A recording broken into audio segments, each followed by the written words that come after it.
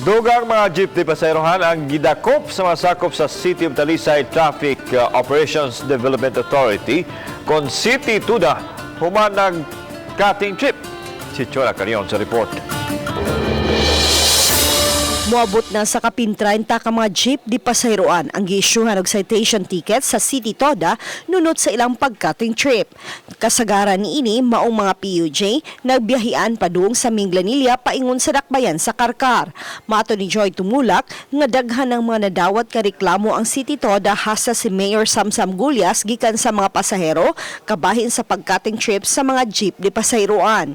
Hinuon tanang citation tickets ipadala ngadto sa LTFRB7 aron ipatawag ang mga operator sa maong mga sakyanan. Dili lang ang driver apan ang operator usab mao'y pamultahon sa maong traffic violation. Nagpadayon gihapon ng uban. So muna nga magpadayon sa gihapon ng atong operation. So pinagiun niya sa cooperation sa LTFRB dako og posibilidad nga mas maminusan pagyud kining maong klase sa violation sa mga drivers. Uban ni Renan Tiquiniones, Chona Carrion, Balitang Bisdak.